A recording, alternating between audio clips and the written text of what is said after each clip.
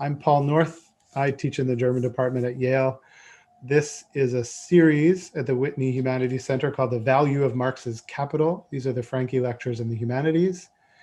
At the Whitney Humanities Center, I need to do some thank yous. First of all, the Franke Lectures are made possible by the generosity of Richard and Barbara Franke and are intended to present important topics in the humanities to a wide and general audience. I'd like to thank Alice Kaplan, the director of the Whitney Humanities Center, for making possible what seemed to have been potentially impossible this year. So thank you, Alice.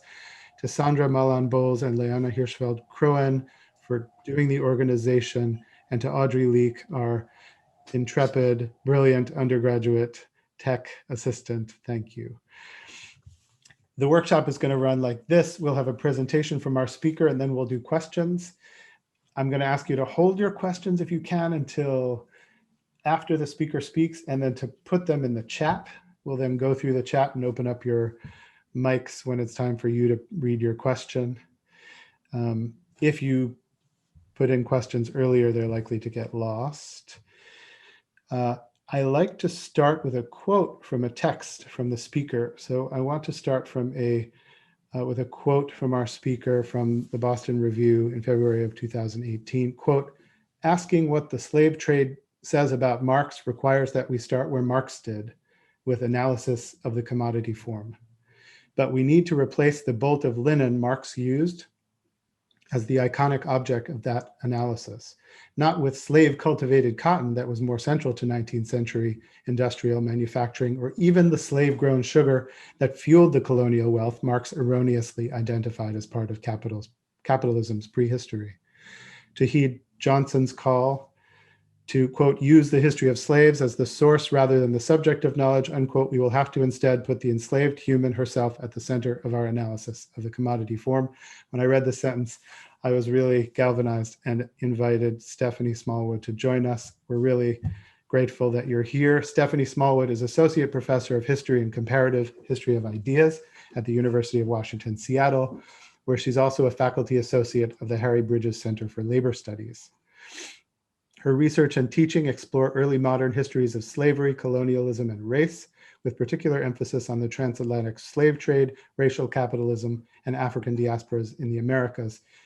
As far as I can see, she's the most interesting political economist of slavery going. She's the author of Saltwater Slavery, A Middle Passage from Africa to American Diaspora from 2007, which won the 2008 Frederick Douglass Prize from Yale's own Gilder Lehrman Center. She's at work on a project called Africa and the Atlantic World, A Geopolitical History. And we're really happy to have you, and welcome. Thank you so much. It's an honor to be here, an honor to spend the evening discussing the value of capital. And I'll just say that I am relieved, not quite fully relieved, but happy to be starting this conversation knowing that that thing that we're all watching obsessively has started to inch in the right direction. So I can kind of leave my obsession with the election and focus on what we're here for today. Thank you, Paul, for that quote. It is a perfect segue, I think, into what I want to do today. I want to start by saying a little bit about how I've come to develop a deep interest in the Marxian account of capital. It's not an obvious set of interests for me, since I'm actually not a specialist in political theory or political economy. But as a historian of slavery and of the transatlantic slave trade, and one whose research has focused particularly on how the early modern Atlantic system organized itself around the production and circulation of people as commodities, I guess it became inevitable that eventually I would have to engage with Marx. So off and on, over the years since I published Saltwater Slavery, I've dabbled in the debates on the relationship of capitalism to slavery. And I've done so always a bit confused and bemused by the ways those debates rarely extend beyond questions about 19th century antebellum slavery in the US. The question that follows me around relentlessly whenever I'm deep into Marx's oeuvre concerns the relationship of capitalism to the transatlantic world of slavery in the 16th, 17th, and 18th century. So my questions have less to do with the entanglements of British abolitionism, cotton slavery in the US South, and the rise of industrial capitalism in the 19th century, and more to do with how to make sense of the long history of what Marx called the capitalist era, beginning in the 16th century. So with the thoughts I'm going to share this afternoon or this evening for you all, I want to problematize a central assertion of Marx's account of capital, and that's namely his insistence that the circumstances in which money could be transformed into capital were limited to the time and place of 19th century industrialization in Northern Europe. And I want to suggest that the histories of transatlantic circulation and enslavement of African people must be at the center of any adequate account of capitalism. And in doing so, I'm going to propose that we need to rethink the Marxian account of New World slavery as capital's so-called primitive accumulation.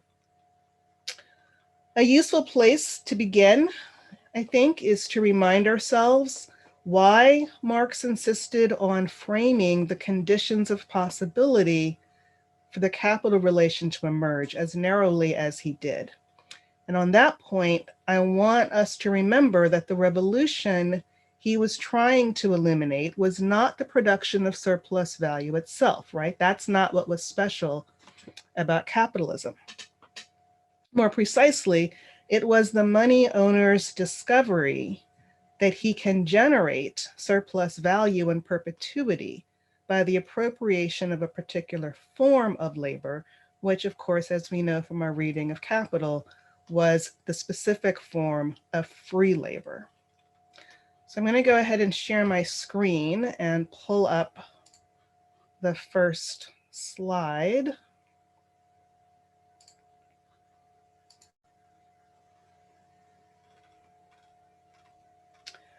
Marx elaborated the conditions that made labor free very precisely. What the capital relation required, according to him, was labor power's presence in the market as a commodity.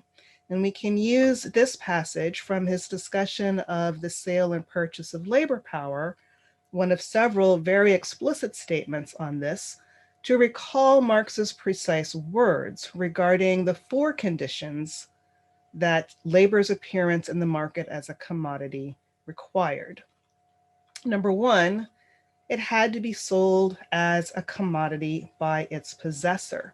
And so we get Marx telling us that labor power can appear on the market as a commodity only if, and insofar as its possessor, the individual whose labor power it is, offers it for sale or sells it as a commodity.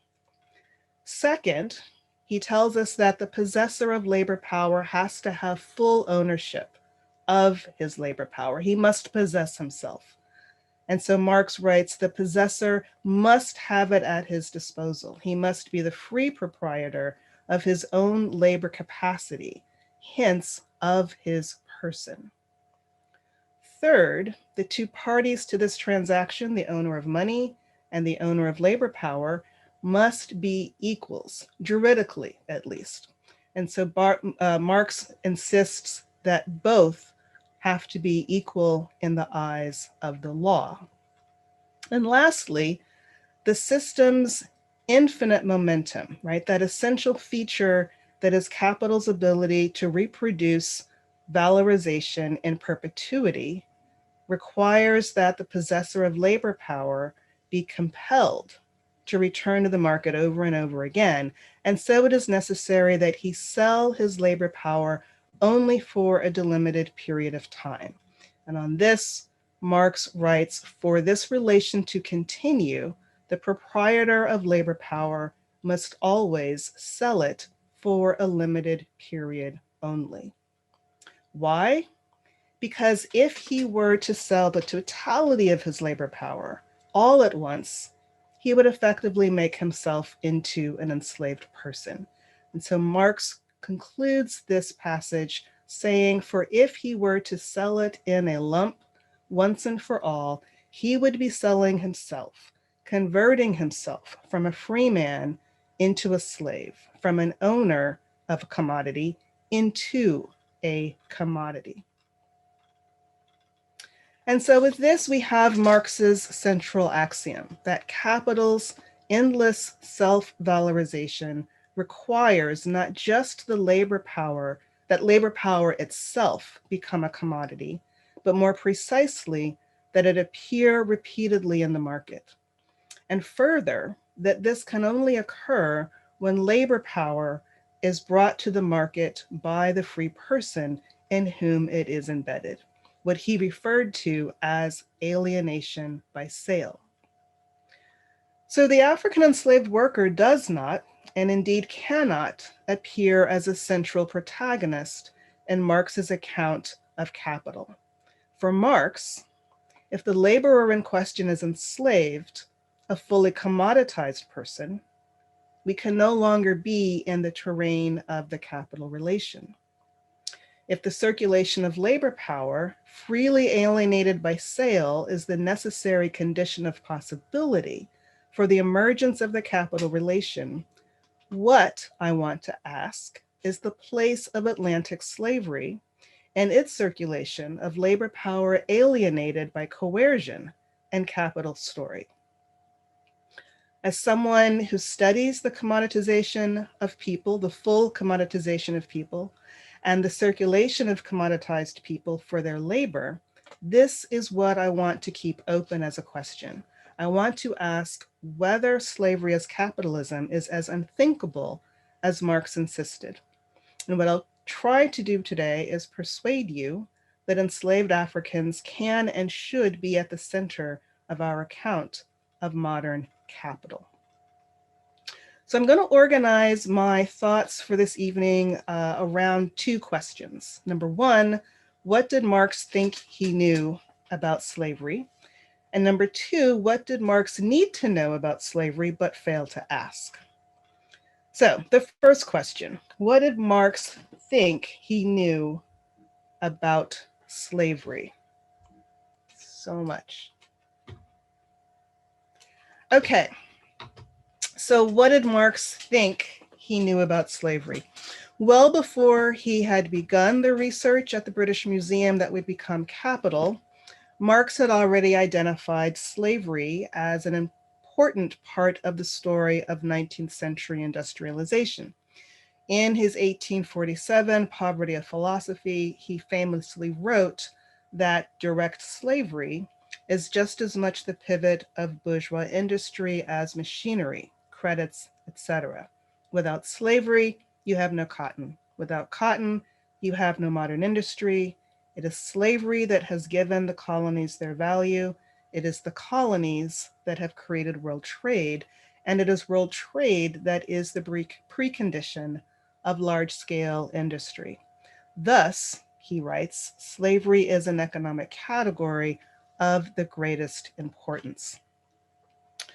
Marx knew the value slavery gave to the New World colonies because he was reading the current historical literature on English colonizing. Works by Herman Merivale, for example, that explained which colonies were producing commodities for the international market and which ones weren't, and told him of Jamaica's status, for instance, as the greatest sugar growing country in the world.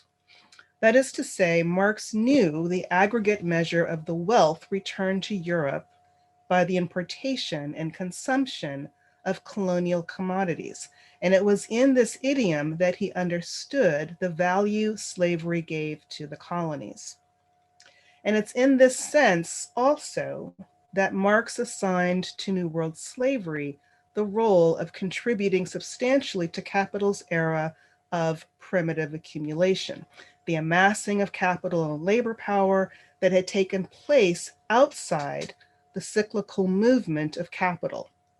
The historical break, we might say, or shift, that as Marx put it, was, quote, not the result of the capitalist mode of production, but rather its point of departure. What Marx characterized as the treasures captured outside Europe by undisguised looting, enslavement, and murder that flowed back to the mother country and were turned into capital there. Next slide, please.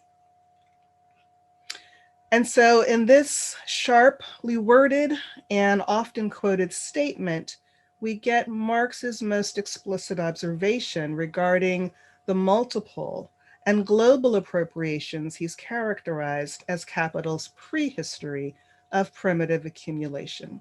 He writes that the discovery of gold and silver in America, the extirpation, enslavement, and entombment in minds of the indigenous population of that continent, the beginnings of the conquest and plunder of India, and the conversion of Africa into a preserve for the commercial hunting of Black skins are all things which characterize the dawn of the era of capitalist production. These idyllic proceedings, he says ironically, are the chief moments of primitive accumulation. But if it was as an economic category, that the particular historical instance of New World slavery was an important part of capital's story, what, I want to ask, about slavery as a category of labor? We should notice in this passage that Marx has invoked European slave trading in Africa, the commercial hunting of Black skins, but he has not explicitly named the New World plantation and its expropriation of African labor. Instead, here, it is the mineral wealth and the expropriation of indigenous labor that occupies his interest in slavery as a mode of production in the colonized Americas. For 19th century European political economy generally speaking, slavery was a static and unchanging mode of production, and as such, it was understood to have certain universal characteristics. As a system of labor exploitation, slavery was understood to claim the spoils of surplus labor, the same as any system that concentrated ownership of the means of production in the hands of a dominant social class. But, and this is significant, conventional wisdom had it that slavery would not turn surplus labor into surplus value or profit. Because slave labor power was part of the means of production, it would not be subjected to the scale of exploitation and abuse associated with the drive to profit from labor surplus. The expectation then was that owners would not be inclined to direct slave labor power toward production for market exchange. And so slavery was expected to limit itself to the production of use values, but not approach the production of exchange values. Next slide, please. Marx explained it this way. He wrote, "It is clear that in any economic formation of society, where the use value rather than the exchange value of the product predominates, surplus labor will be restricted by a more or less confined set of needs, and that no boundless thirst for surplus labor will arise from the character of production itself. Hence, in antiquity, overwork becomes frightful only when the aim is to obtain exchange value in its independent monetary shape, i.e., in the production of gold and silver. The recognized form of overwork here is forced labor until death. Nevertheless, these are exceptions in antiquity." So there were exceptions, specifically in the context of the production of mineral wealth. But the normative rule, so it was thought, was that slavery used labor power without despoiling it. And in this crucial sense, it did not approach the abuses typical of 19th century industrial wage labor. For instance, when describing how the value of labor power is determined by the social costs of its production, Marx drew on the example of ancient Roman slavery to illustrate the point, explaining that the overseers in ancient Rome received less food than the agricultural slaves they supervised because they expended less labor than the enslaved workers. And so, in this sense, 19th century European political economy understood slavery as a patriarchal and benign mode of production that was inimical to the features unique to capital, its drive, as Marx called it, to produce exchange value, and the economies of scale by which its circuits of valorization renewed themselves in limitless fashion, as he put it. This, at least, was the body of theoretical assumptions Marx inherited in 19th century economic thought.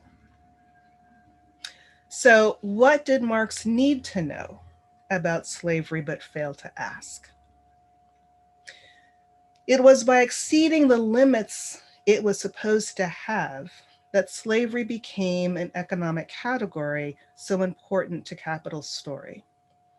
The system of slavery made by European interventions in Africa and the Americas was a novel and unprecedented one, and it shared with European industrial wage labor elements Marx revealed as central to the workings of capital. It produced surplus value by making labor power available in the market in virtually limitless form, and it did so by the bureaucratic management of market circulations.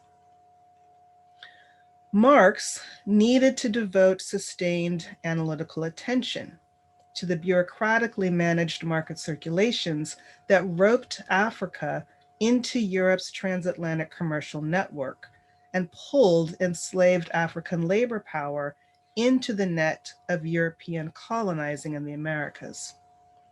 And he needed to reconcile his inherited abstractions about slavery as a mode of production with the actual material history of slavery in the New World. To do that, he needed to ask how exactly did slavery give the colonies their value? He needed to ask more precisely, how did the labor power of enslaved Africans give the colonies so much value?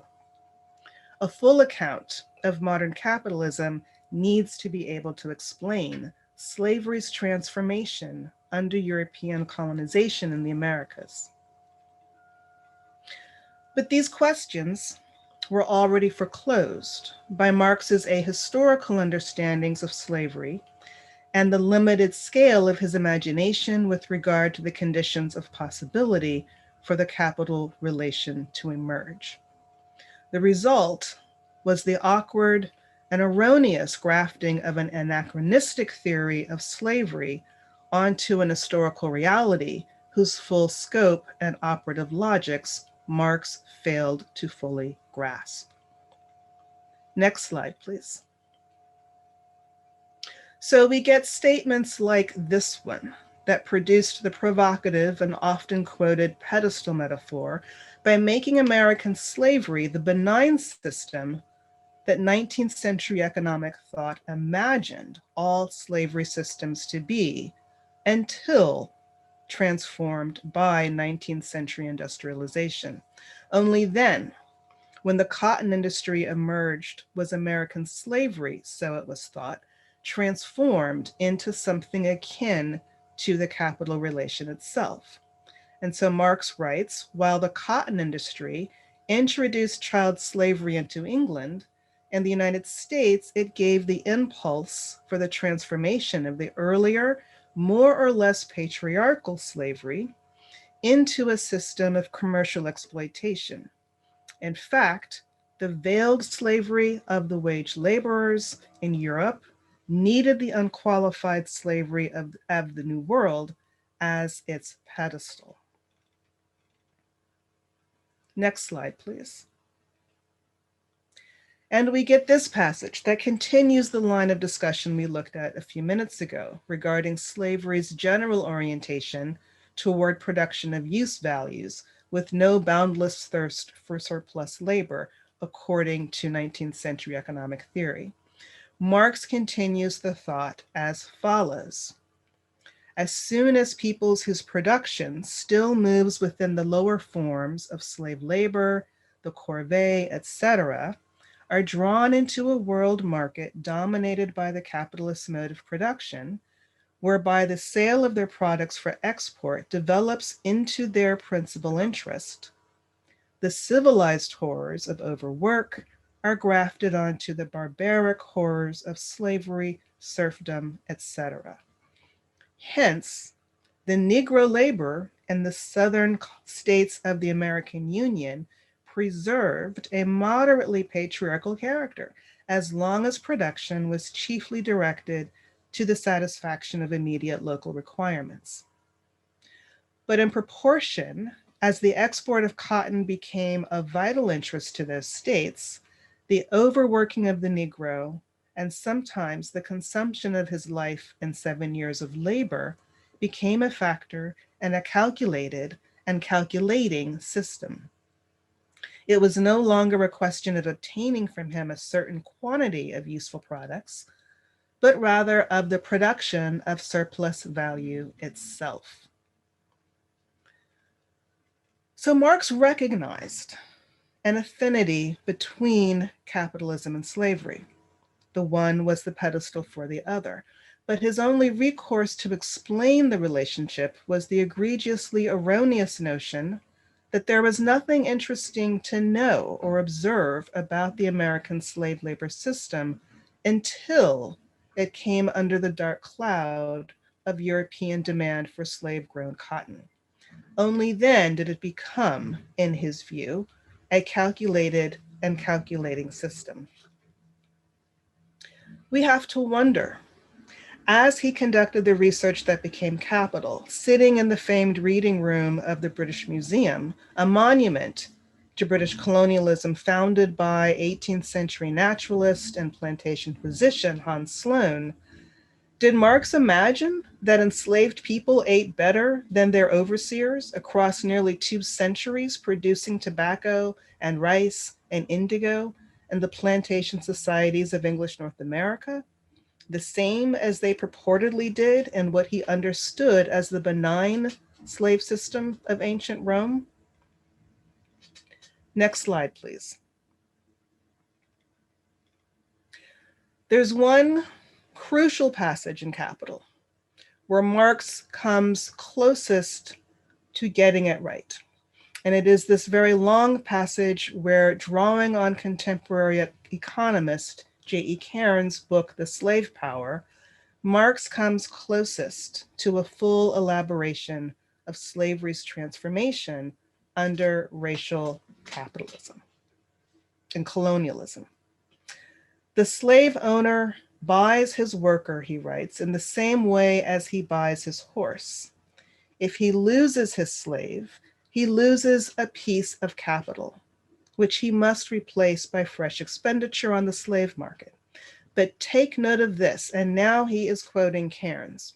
The rice grounds of Georgia or the swamps of the Mississippi may be fatally injurious to the human constitution, but the waste of human life, which the cultivation of these districts necessitates, is not so great that it cannot be repaired from the teeming preserves of Virginia and Kentucky. Considerations of economy, moreover, which under a natural system afford some security for humane treatment by identifying in the master's interest with the slave's preservation, when once trading in slaves is practiced, becomes reasons for racking to the uttermost the toil of the slave. For when his place can be at once supplied from foreign preserves, the duration of his life becomes a matter of less moment than its productiveness while it lasts. Next slide. It is accordingly a maxim of slave management and slave importing countries that the most effective economy is that which takes out of human chattel in the shortest space of time the utmost amount of exertion it is capable of putting forth.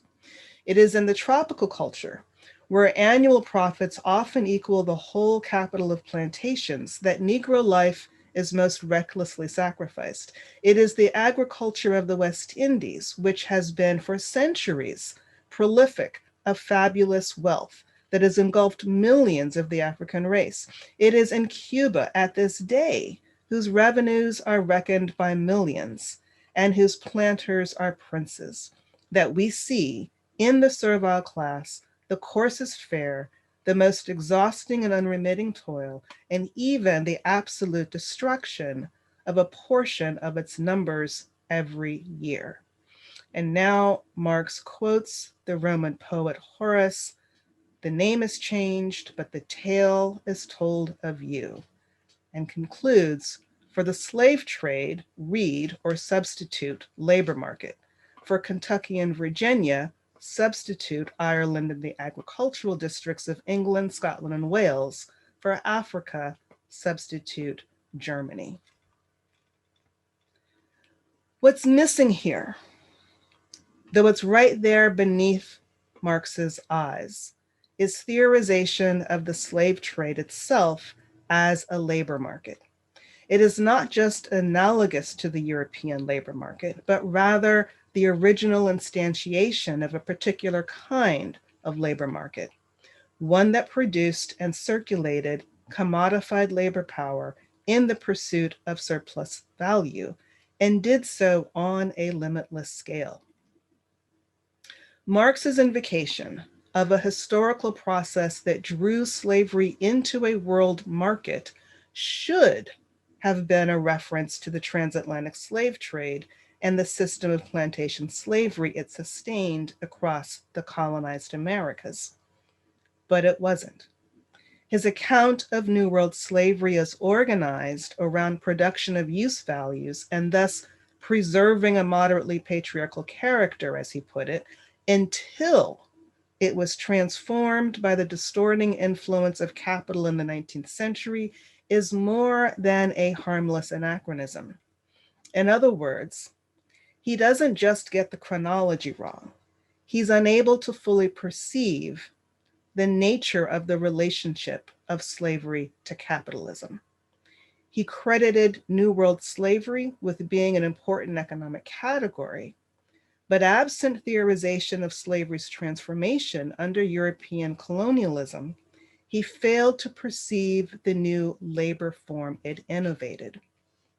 So Marx ended up stuck without a theoretical foundation for organizing what he knew to be true of New World slavery, that it was organized to produce surplus value and did so on an economy of scale never before seen in world history.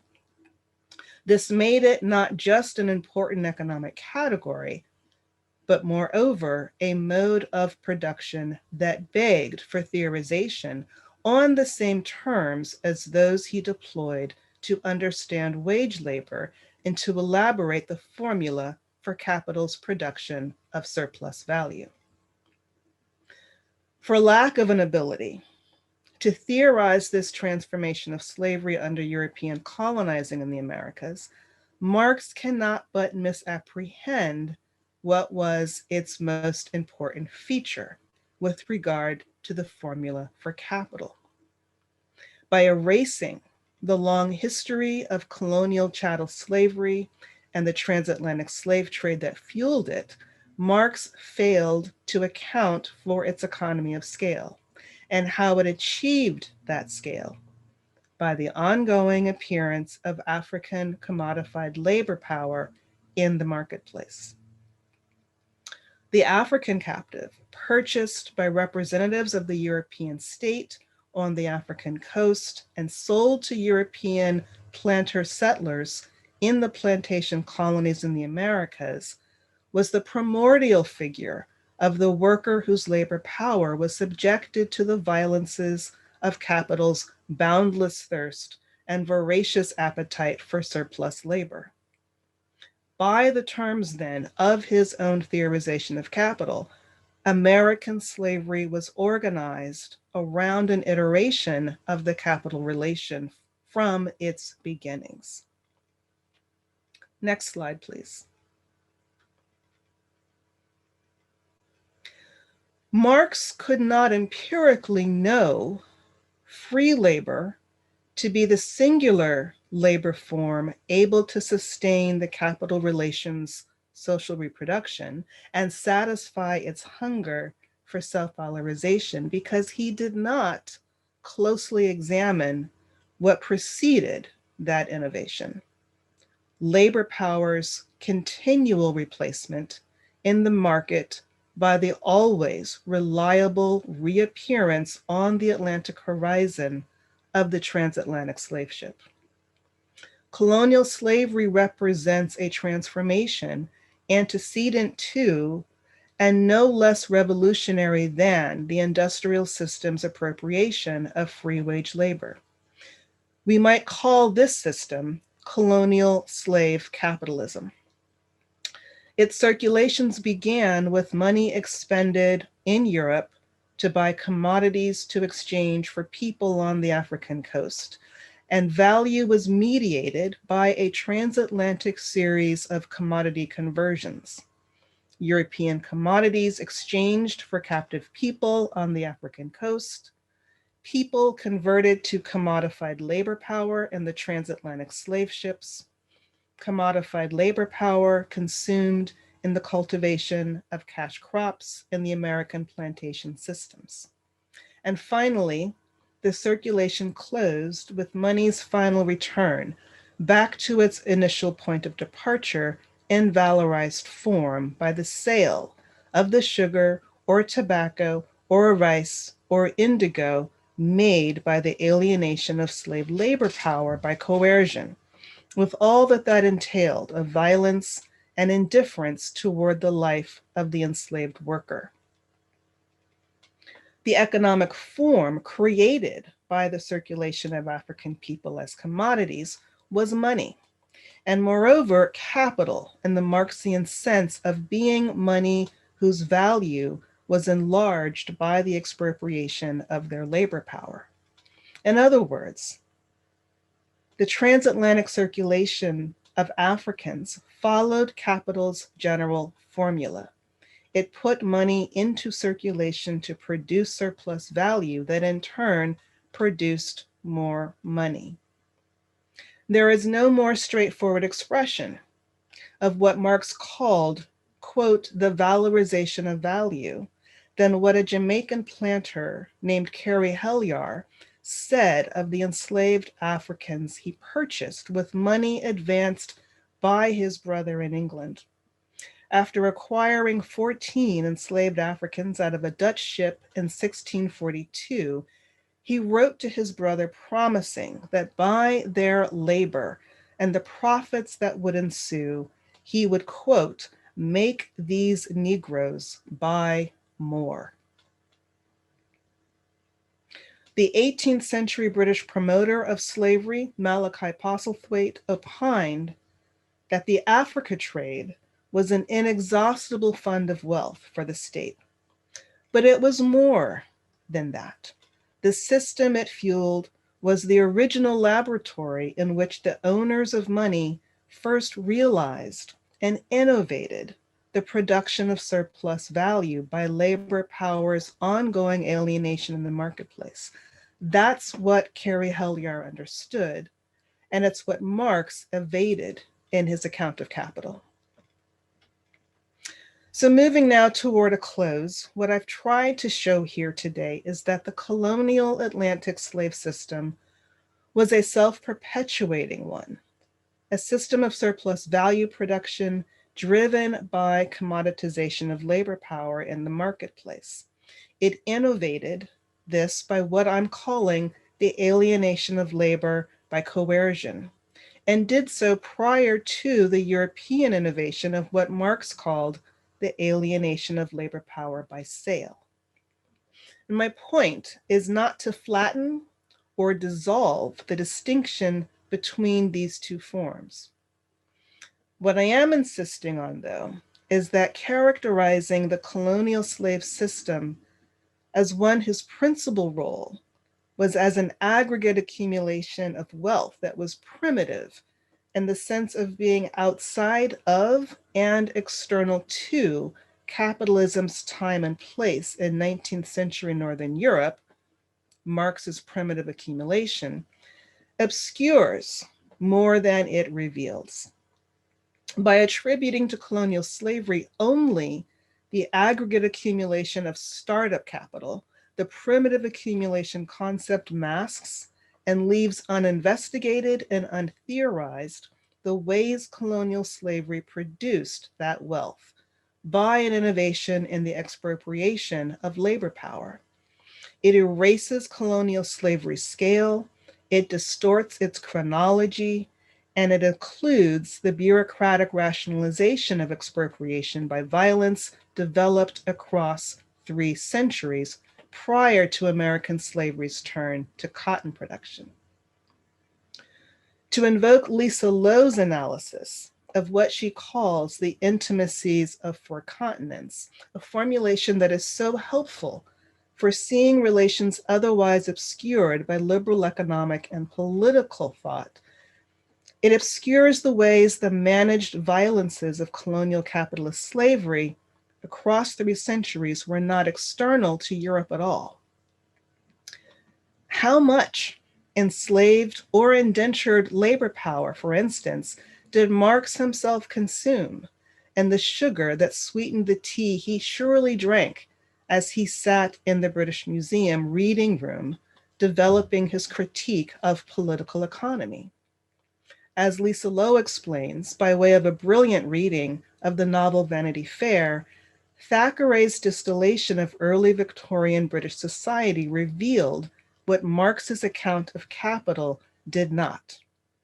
The intimacies, and I'm quoting here, between colonial commodities in early Victorian households and the imperial relations to Africa, Asia, and the Americas to which they were inextricably tied, end quote. Marx's account, according to Lowe, simultaneously recognized and ingeniously suppressed the histories and geographies of production that brought sugar, tea, silks, and so forth to British consumers. And so if a central event of primitive accumulation and its hastening of the shift from feudalism to capitalism was the transformation of the slave mode of production such that it could exceed the limits that traditionally inhered in the use of slave labor power, it changes our understanding of the relationship between the two in important and profound ways. It suggests that by understanding American slavery as the pedestal on which European wage slavery stood, if we want to keep Marx's pedestal and veil metaphor, we are not just naming slave-grown cotton as the fuel that fed the system of wage slavery in Europe, but moreover, we're naming as primordial the 3 centuries of bureaucratically managed production of surplus value through expropriation of labor power in the Americas. We are thus producing better understanding of why slavery and capitalism share so many features, why slave labor and wage labor are not as distinct as liberal economic theory would have us believe. We are unmasking the otherwise occluded transformation of the slave mode of production under European colonialism. And we're better understanding the nature of the pedestal of colonial slavery. Both colonial slavery and 19th century industrial production achieved economies of scale and limitless capacity for money's perpetual self-valorization by the managed bureaucracy of labor's alienation in the market. We must not collapse the distinction between the alienation of labor by coercion and its alienation by sale. But insofar as the one preceded the other, and represents a primordial innovation realized by slavery's transformation under colonialism, we can usefully rethink the way we periodize and organize our understanding of capital's long chronology. It's in this sense that I insist that colonial slavery must be understood as more central even than Marx recognized, with his provocative metaphors that name the proximity of slavery to capitalism without adequately grasping the nature of that relationship. And in this sense, to remind us of the genealogy of Black radical thinkers, including W.E.B. Du Bois, C.L.R. James, and Eric Williams, who've made the same point in various ways, I'm especially indebted to the sociologist Oliver Cox, who suggested in his 1964 work, Capitalism as a System, that, quote, Marx begins his analysis of the nature of capitalism almost where he might have ended it. And as is commonly the case in classical economics, he relegates as subsidiary the very things which should have been the center of his study. His primitive accumulation is none other than fundamentally capitalist accumulation, end quote.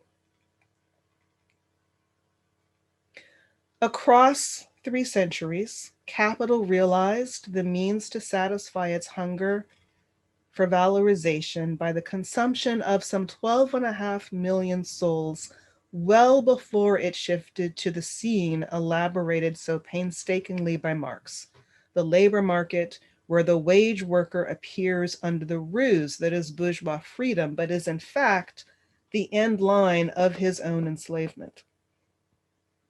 If we can understand capital's alienation of the wage worker's ostensibly free labor power as further innovation of the preceding 3 centuries of alienation by direct coercion, as much as being a revolutionary break with that past, we have the means to better understand the intimacies of slavery and capitalism and the importance of slavery's transformation under racial settler colonialism, not just to modern capitalism's conditions of possibility, but also to its core technologies of violences, both material and social, that shape our worlds to this day.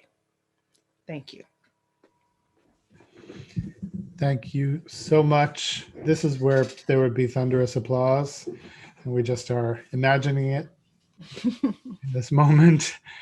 Thank you for a great and eye-opening presentation.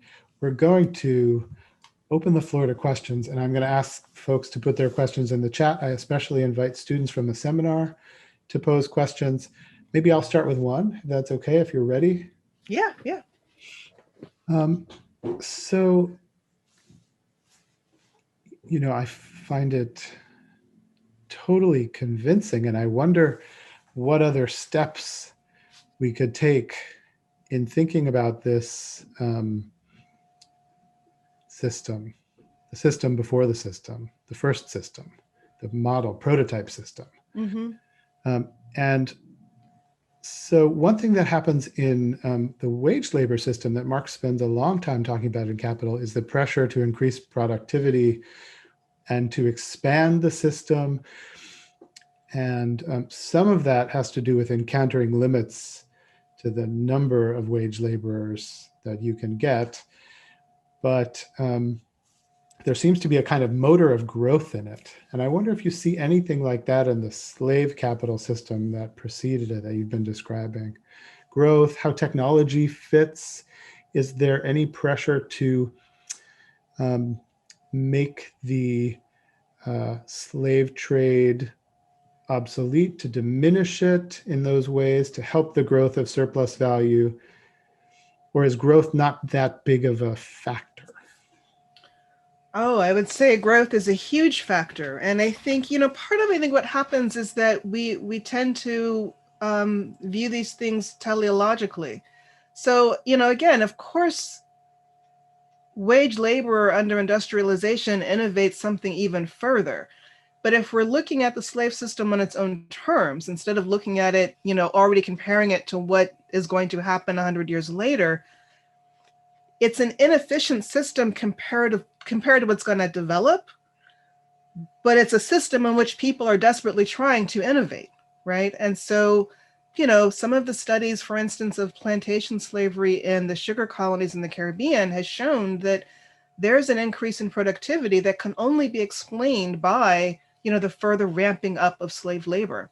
And I think part of what I'm trying to do here, and one of the things I think we struggle with is, the only measure we have in many ways of the immensity of that system is the quantitative history, the numbers. And it's just so easy to let 12.5 million become an abstraction, it's so hard for us to really visualize how much that is the social reproduction of slavery, this maxim of using the slave laborer up, knowing that you can replace them, that it is more efficient. So again, this idea that slavery can't work, it shouldn't work, but it did, right? And so that's, I think, what we have to reckon with, is just how much they were able and willing to make it work, and that they did so through a bureaucratic means of management.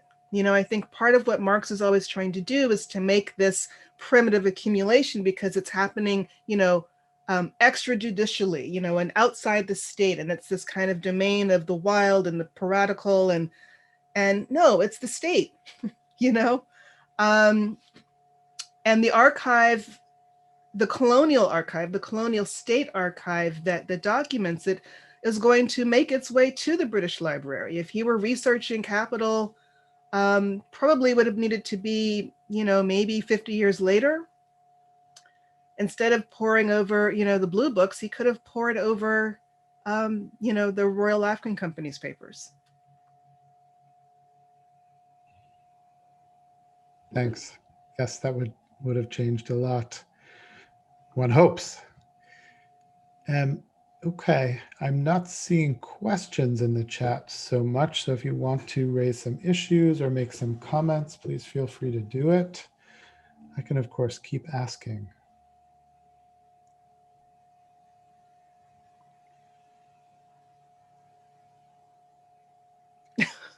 We're gonna give I'm looking at some of the comments. Yeah, I think what happens sometimes with such an opening of a whole new world is that you can't ask the usual, Marx people like to debate the finest technical points. Very rarely interesting, but this is a whole new issue from the Marx side, obviously. Question, could you say a little more about the role of bureaucratic management? It sounds like as a way that the state managed slavery as labor, it is maybe parallel or precursor to the juridical equality that, as you point out, Marx emphasized. I'm not sure what more to say, but I guess what I'll just say that what I'm trying to emphasize again is that it seems to me part of what Marx wants to do is to imagine the slave system and the violences of colonialism generally as not really being the arm of the state, right?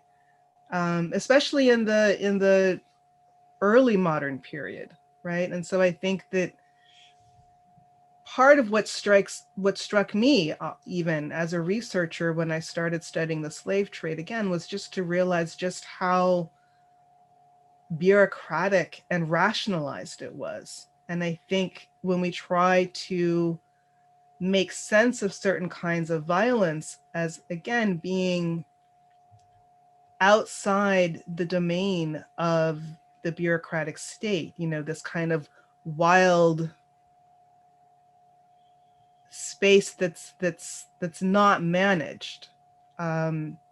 I think that's a way that we try to rationalize it. And I think what we have to reckon with, again, is the kinds of violence that the state was quite happy and dependent upon managing in a very rationalizing way.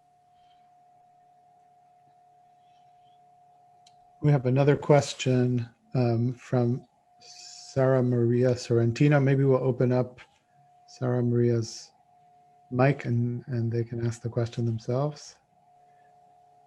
Hi. Hi. Thanks for the talk. I was wondering if you could say a little bit more about how it would be possible to understand or think slavery on its own terms. Like, do you think that there are particular ways in which we understand the critique of political economy and understand capitalism as a totality and understand materialism as a kind of form of metaphysics that might preclude us from understanding slavery on its own terms? Like, what kind of conceptual and political tools might we need in order to begin that endeavor? I guess I don't have a really deeply formulated answer to that question. I mean, I think, and I'm being told that my internet connection is unstable. Can you guys hear me? We're getting you pretty clearly, yep.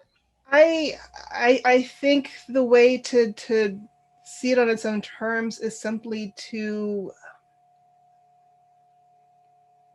just, you know, use the archival material that we have and be critically reflective such that we're not projecting teleologically you know, other formations onto the slave system. I don't know if that makes sense, but I don't have a really sophisticated way to say what I mean by that, I don't think. Yeah, I mean, this is something that I study and research. And so if part of like our understanding of ideology or the way that capitalism impacts our consciousness is to make it so that we see certain versions of freedom as the freedom that we need to pursue, I guess I'm interested. I'm not hearing you. Oh, sorry. I'm interested, I guess, in to what extent this problematic that you've posed in terms of ways that Marx was unable to think capitalism has impacted our critical consciousness. So whether we like can just approach the archive as such, or whether there's a particular way in which the framing of capitalism as the problem has actually inhibited our critical capacity for reflection. Well, I think that as I'm listening to your question, I'm also reminded that you know, the series here is the value of capital. And I hope my, you know, kind of taking Marx to task doesn't imply that I don't value capital, because I value it enormously. And I think one of the things that Marx's critique of political economy does is help us to take apart the otherwise very, very opaque liberal philosophical assumptions that guide so much of Western analysis. And so I think that's a big part of, I think, what we need to do in order to sort of undo some of the assumptions that guide how we understand these systems. I mean, for instance, one of the reasons Marx's critique is so compelling to me, and one I want to try to use to understand colonial slavery, is because a lot of the mainstream historiography is very happy to figure the Atlantic slavery system as nothing more or less than the continuation of late medieval systems, you know, already in existence. And so there's a failure to really reckon with the way that colonial slavery was a revolutionary transformation of late medieval and earlier systems. And I think Marxist analysis can help us do that with some corrections for some of the things that the blinders that Marx had. We have some other questions. I want to just throw one in the middle because you're on the topic. That is that I see that you want to illuminate this other really other system complete in itself without comparing it constantly to capital. But it does seem, since it's the first innovation, or it's going on simultaneously with things that are going on in Europe, in other realms, where you see the influences going there, from this system of bookkeeping, this idea of surplus value, and how it might have, even if it's speculative, I'm curious, influenced this other invention, Europe. Yeah, and I'm curious too. I mean, I think that's what we all need to be trying to figure out. And I think it's not going to be something that we're going to figure out necessarily through the mode of, empirical research. I mean, I wonder what are the, the structures of feeling, what are the things that are embedded in a culture.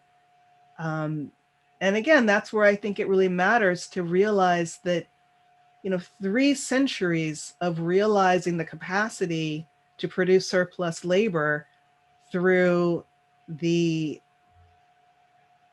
alienation of labor power,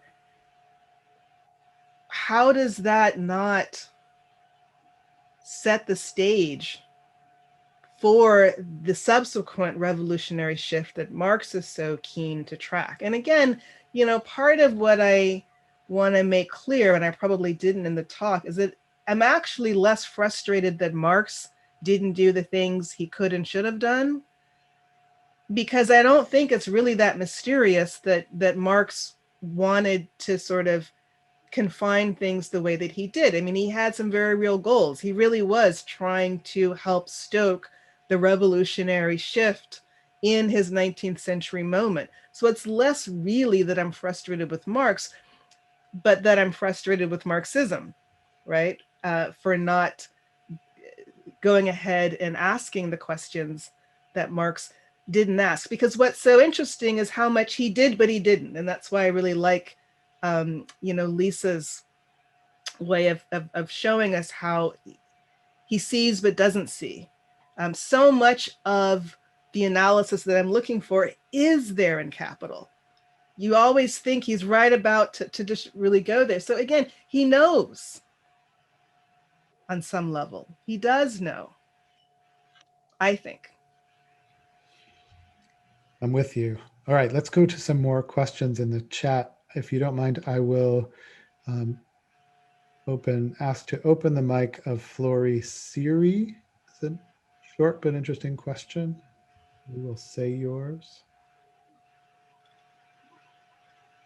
Sure, thank you. There are a million things wrong with slavery, obviously, but it seems, could you speak about how it really, in my estimation, interfered with any kind of innovation in agriculture? I'm sorry, can you say that again? Can you opine a bit about how slavery interfered with innovation in agriculture?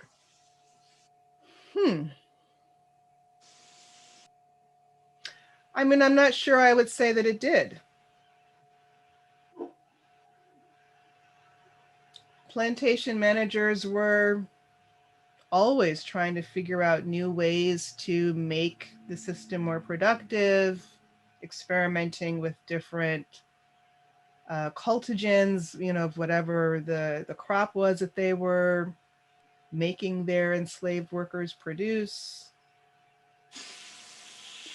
Was there not, because there was such a reliance on this free abusive labor, did that not impede the idea of thinking more creatively about systems to produce in a way that wouldn't be so harmful?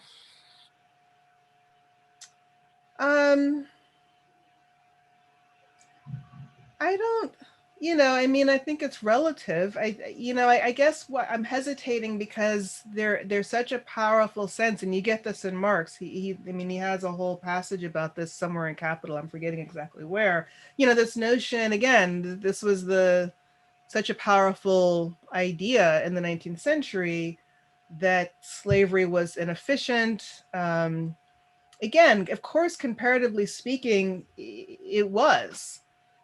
But again, I don't know that it's helpful to evaluate the thinking of plantation owners relative to what was going to come with the kinds of innovations around productivity that shaped industrial capitalism. I mean, I think if you were to ask the planters, they understood themselves to be people who were interested in doing things better. I mean, there was a whole genre of, plantation management literature that was about this very thing within the limits of what was available in terms of scientific thought, in terms of technology in the 16th, 17th, and 18th centuries, particularly the 18th century and into the early 19th century.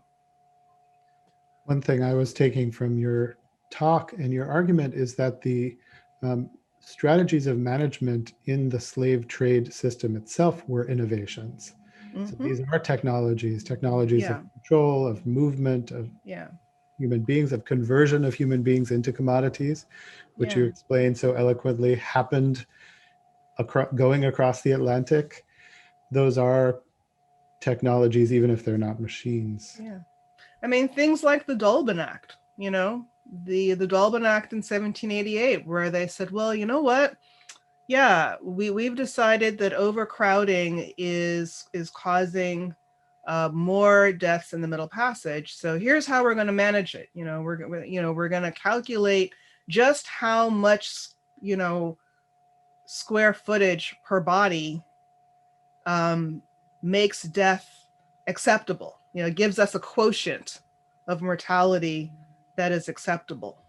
That was late 18th century innovation. And it's a beautiful parallel. I hate to keep saying this, not beautiful, but it is a parallel to what Marx says about wage labor, which is it's this peculiar commodity that gets shaped and pushed around, and the technologies of life are intimately bound up with the production of surplus value. Yeah. Can we go? I'm going to pick and choose a little bit because some of the questions are not exactly on topic. But there is a question of the relationship of this system to systems of indigenous enslaved labor. So let's ask Sebastián López to ask their question. Thanking Audrey for finding these names in the list and unmuting them in this total mess that we're living in. Thank you, Audrey. Hi. Thank you for that, for the talk. It's so generative, and I feel like there's many different theoretical points that I think open up a perspective on how many different formations were happening constantly in what we call capital at this moment. And so I was wondering, even though you weren't talking about this, but in gesturing to the multiplicity of formations at this moment, if you could elaborate a little on how you see the relation between Atlantic slave labor and, for example, the different forms of slave labor that were happening for indigenous peoples in the Americas. And I'm thinking here, for example, of there's this particular narrative that the encomienda was abolished and then kind of like indigenous labor disappeared. But then that transmuted into different forms of forced labor. And so I'm thinking of like reducciones, pueblos de indios, haciendas, and stuff like that. And so the question is coming out of like, how do we understand then land dispossession, enslaved labor, and also the different forms in which indigenous land labor as well changed, and how, kind of like something like that. Yeah. No, that's a great question. Thank you. Well, one of the reasons I occasionally, on purpose in the talk, referred not just to colonialism generally, but more specifically to racial settler colonialism, was in fact to try to signify how much the the system that we're referring to really should be understood, has to be understood as a system that used, as I always put it, slavery and indigenous dispossession as twin tools of colonizing. And that's something that I'd say is a leading edge of new work. I think it's a wonderful turn that's happening in scholarship on the early Americas to recognize the entwined stories of African and indigenous slavery, and of indigenous territorial dispossession and colonizing and slavery that accompanies that colonizing. So we know so much more now because of the research that's starting to turn into publications in the past 10 years or so about how prolific indigenous slavery was, and how much, even as in some parts of the Americas, indigenous slavery gave way to other systems of exploitation like encomienda, repartimiento, that they are still systems that completely disrupt indigenous systems of rule, of dominion, of sovereignty, and they're of a piece with African slavery. They're of a piece alongside African slavery with what colonizing entailed. I hope that answers the question a little bit. Okay, let's go to some more questions. If everyone has energy, we're all low energy because it's been such an exhausting 24 hours. So we'll just admit that, but we're going to keep going because this is of lasting importance. There's some technical questions about some Marxian categories. Yeah, well, what I would say to that, and thank you for that question, what I would say to that is that is why I tried to make it clear that I'm certainly not trying to collapse the distinction between the two labor forms, because they were different. But I am insisting that the initial one, involving colonial slavery, needs to be more squarely centered in the story of capital than Marx is able or willing to do. And on the question of social reproduction, again, that's where the need to really come to grips with the scale of the slave trade comes into play, because that was the system's means of social reproduction. Right. That's what I was thinking. Exactly. Right? That's how it is that you know, and the only way we have to really take the measure of it is, you know, demographic scholarship and research. That, I mean, I try to teach this stuff and my students' eyes just glaze over because it's dry stuff, but it's the demographic data is the reflection of, you know, what does it mean to have populations that cannot reproduce themselves biologically? Right. And so every time a slave ship comes back, you know, and that's why it's so compelling to me to get this planter, Carrie Helyar, just say, you know, I'm going to make these slaves buy more slaves. I mean, that is the logic. That's the system. I'm going to skip a little bit down to some questions that are more on topic. I'm not ignoring the people with broader questions, but I want to focus around the talk at least first. That's okay. I'm going to read the question for Berta Murata, whose microphone is out. Question is, how would you articulate the relation between the appropriation of slave labor and the appropriation of nature? Ecological. The appropriation of what? Nature, which Berta is calling ecological surplus in the longue durée. Alienation of labor, alienation of nature. How would I characterize the relationship between the two? Yeah, I'm not sure what the question is getting at, but let's speculate. Well, it's not a question I have given a lot of thought to.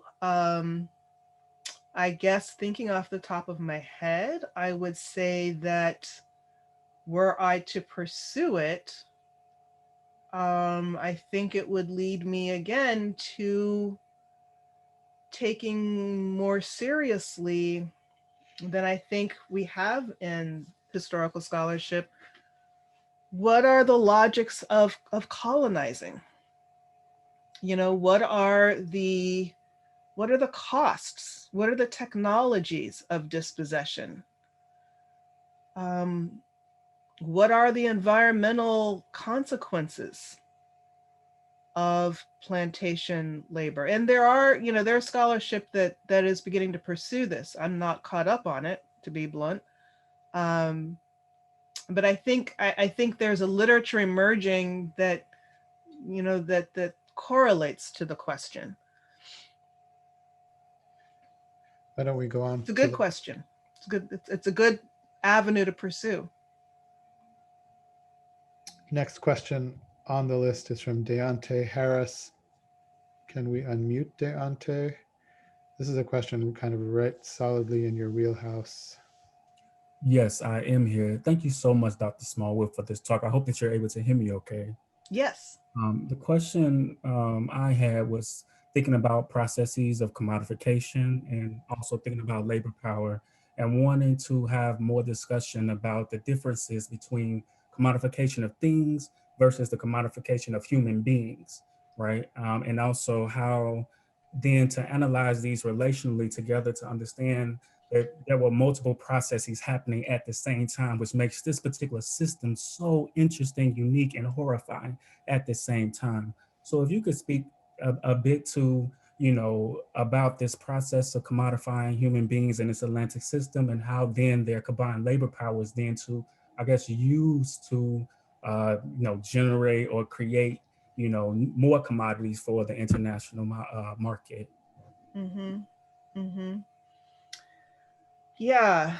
The commodification of people is that's where my research took off. In the book that I wrote on the slave trade. And it was when I went into the archives of the slave trade, I would ask myself, what have I learned that I didn't already know about the slave trade and how it worked? And that literally was my method. And it's what led to the structure of the book, which became a story organized around commodification as how people became slaves and how the system achieved the efficiency that it did achieve within the context of the 17th and 18th centuries. It was an efficient system, I would say. Again, that's how it did what it shouldn't have been able to do, which was to displace so many millions of people.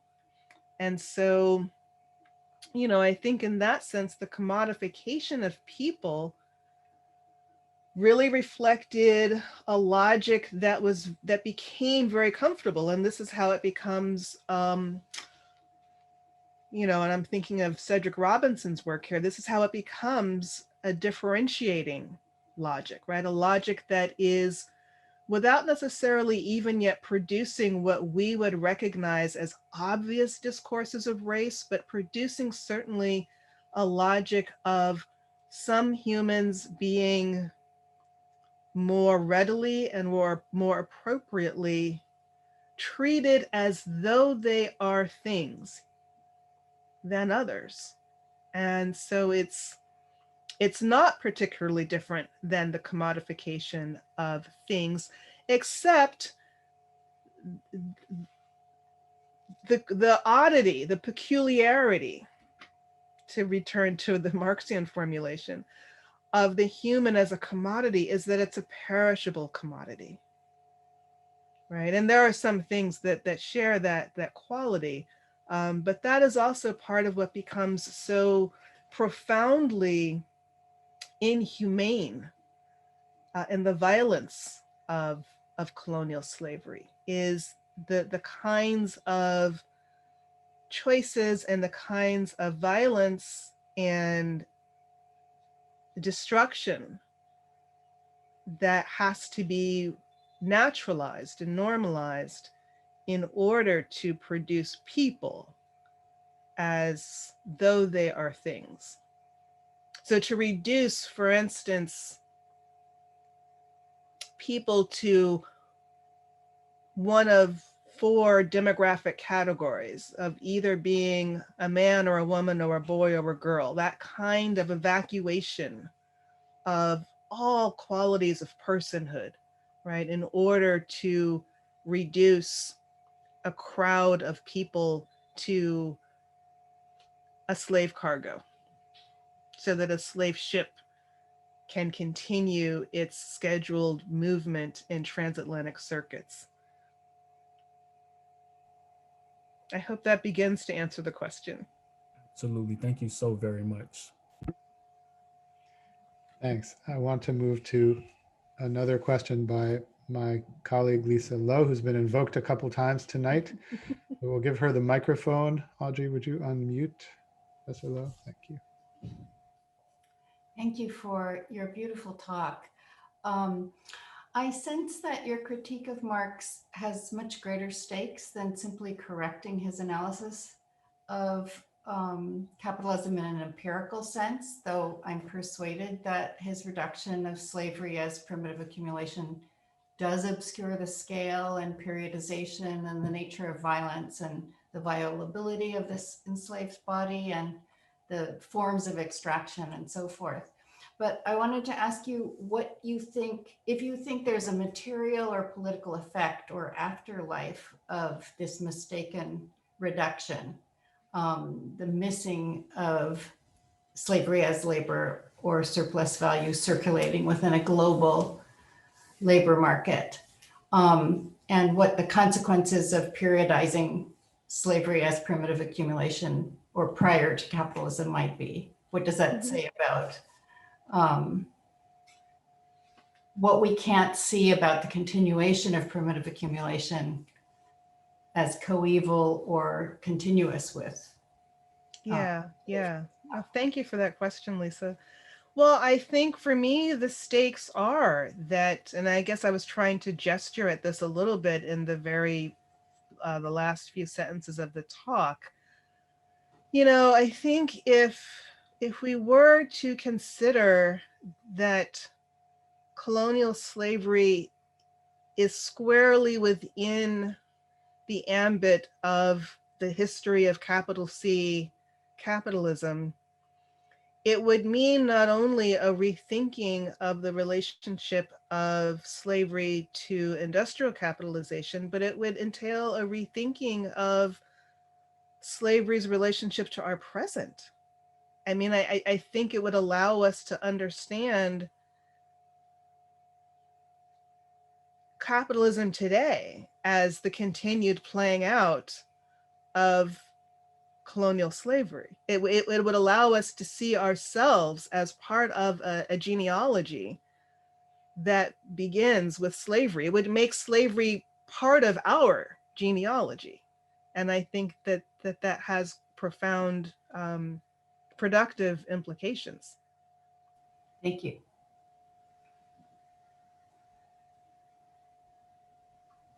Okay, yes. I'm getting on a sub-channel a text from a graduate student, which is something I wanted to add too, which is that it really makes the whole metaphoric in capital stand out. This is from a graduate student. She sent this privately, but I'm going to out her, Vanessa Gubbins. Every time Marx says it's like slaves, wage labor is slavery, it's all there. It's right on the surface of the text. Yeah, it's haunted by slavery. It's really haunted by slavery. Yeah. Hard to imagine he's thinking of Rome in those instances. Too. Well, thank you very much for this kind presence, a brilliant opening up of the text, a stand on a day that's really very difficult for everyone. We really appreciate your coming, and we hope that people take up this challenge you've given to fill in the gaps and make the connections and give us a better picture of our genealogy. So thank you so much. Thank you very much for having me. Thank you. This is another moment of big applause. Would sound very loud. Thank you. Thanks.